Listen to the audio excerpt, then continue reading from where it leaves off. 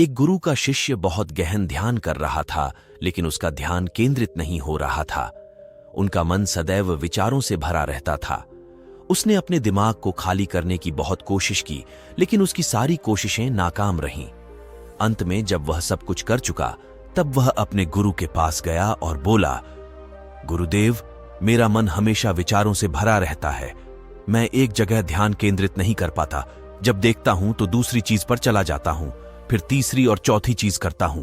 मेरे दिमाग में हजारों विचार चलते रहते हैं और मुझे पता भी नहीं चलता कि ऐसा कब होता है। बहुत समय बाद मुझे एहसास होता है कि मैं क्या करने बैठा था और क्या सोच रहा था। हे गुरुदेव, मैं अपने दिमाग को विचारों से खाली करना चाहता हूं।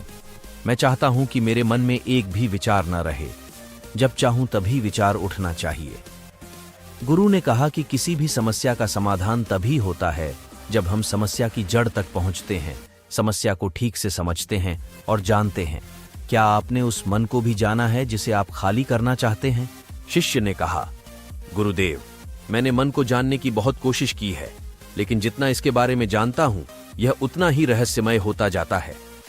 गुरु ने कहा, जाओ और छोटे छोटे पत्थरों से भरा एक घड़ा ले आओ। तब शिष्य छोटे छोटे पत्थरों से भरा एक घड़ा ले आया और गुरु के पास रख दिया। गुरु ने कहा, इस घड़े को अपना मन समझो और इस घड़े में पत्थर भरे हुए हैं। अब इस घड़े में और पत्थर डालो। शिष्य घड़े में पत्थर डालने लगा। घड़ा पहले से ही भरा हुआ था। 12वां पत्थर रखते ही बाकी सभी पत्थर नीचे गिरने लगे। तब गुरु ने कहा, रुको और ध्यान से देखो। अब घड़े में कोई पत्थर तो नहीं आ रहे हैं, बल्कि वह नीचे गिर रही है, क्योंकि यह भर गया है। इसमें जो भी आ सकता था वह आ गया। अब और पत्थर नहीं आएंगे। यदि आप दूसरा पत्थर लगाना चाहते हैं तो पहले पत्थरों को बाहर निकालना होगा। शिष्य ने तुरंत कहा, गुरुदेव, मैं समझ गया कि आप क्या कहना चाहते हैं, कि हमें अपने दिमाग को विचारों से खाली कर लेना चाहिए। गुरु मुस्कुराए और गुरु ने कहा, पहले पूरी बात समझो और फिर दिमाग को खाली करो।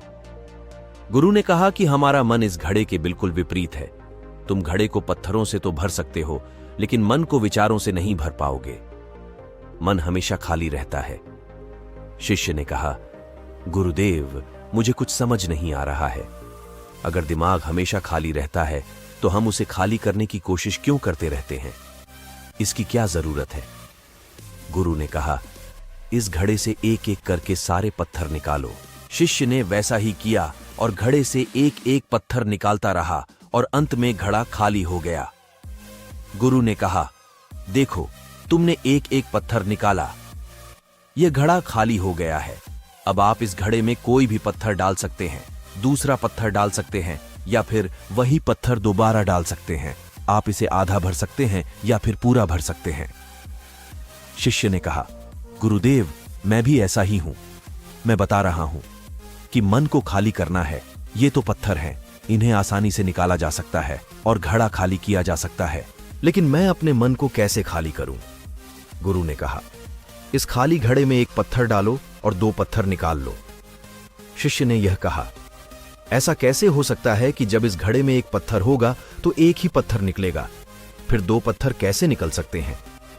गुरु ने कहा, चलो ऐसा करो, इस घड़े में 2 पत्थर डालो और 4 पत्थर निकाल लो। शिष्य ने कहा, गुरुदेव, यह कैसे संभव हो सकता है? यह कोई चमत्कारी बर्तन नहीं है कि 1 डालो तो 2 निकालो, 2 डालो तो 4। गुरु ने कहा, यह घड़ा चमत्कारी नहीं है, लेकिन तुम्हारा घड़ा यानी तुम्हारा मन चमत्कारी है।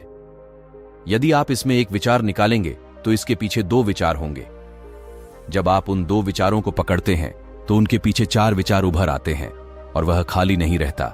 यह मन का भ्रम है कि सब कुछ है, लेकिन कुछ भी नहीं है। शिष्य ने कहा, गुरुदेव, आप जो कह रहे हैं वह मैं समझ गया, लेकिन क्या मैं हमेशा अपने विचारों के जाल में फंसा रहूंगा? क्या मन के भ्रम से बाहर निकलने का कोई रास्ता है? बिल्कुल नहीं। और जब आप उन 4 विचारों को पकड़ते हैं तो उनके पीछे 16 विचार उभरते हैं, और ऐसा करने से विचारों की एक लंबी श्रृंखला बन जाती है और आप कहीं नहीं रुकते, एक के बाद दूसरे विचार को पकड़ते चले जाते हैं। यह मिट्टी का घड़ा पत्थरों के घड़े के समान है। भरा रहेगा, लेकिन आपका मन कभी नहीं भरता, वह हमेशा खाली ही रहता है। हमारा दिमाग भी एक विचार के बाद हमारे लिए हजारों विकल्प खोल देता है और हम एक मुख्य विचार को छोड़कर उन हजारों विकल्पों में फंस जाते हैं। शिष्य ने कहा, मैं आपकी बात अच्छी तरह समझ गया हूं, लेकिन अब मुझे क्या करना चाहिए? मेरा मार्गदर्शन करें। गुरु ने कहा, मन के जाल में मत उलझो, मन को खाली करने की कोशिश मत करो, अपना ध्यान इकट्ठा करो, एकाग्रता लाओ, जो भी कर रहे हो उसे अंतिम मानकर करो। ऐसे करो कि बाद में इसमें आपको कुछ भी करने की जरूरत नहीं है, और जब आप किसी दूसरे विचार पर काम करते हैं तो बस उसी पर काम करें, कोई दूसरा विचार नहीं। मन के भ्रम से बाहर निकलना इतना आसान नहीं है, लेकिन अभ्यास सब कुछ कर सकता है। शिष्य ने कहा, गुरुदेव, मैं भी ऐसा ही करूंगा। यह समझाने के लिए आपका बहुत बहुत धन्यवाद। हम सभी अपने दिमाग को खाली करने की कोशिश करते हैं, मन में उठते बैठते विचारों से परेशान रहते हैं। हम चाहते हैं कि ये विचार कहीं चले जाएं और हम शांत हो जाते हैं, लेकिन जितना हम इन विचारों से दूर भागते हैं, हम विचारों का उपयोग करते हैं कि वे हमें शांत करते हैं, और वे आपके उन्हीं विचारों से जुड़े होते हैं जिन्हें आप छोड़ना चाहते हैं। इसलिए ये विचार इतनी शक्तिशाली हैं।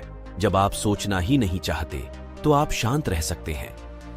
यह तभी संभव है जब आप शांत रहने की कोशिश करना बंद कर दें और अपनी समस्या को हल करने पर ध्यान दें। ध्यान केंद्रित करें और समझें कि चिंता करने से नहीं, बल्कि सोचने से समाधान मिलता है।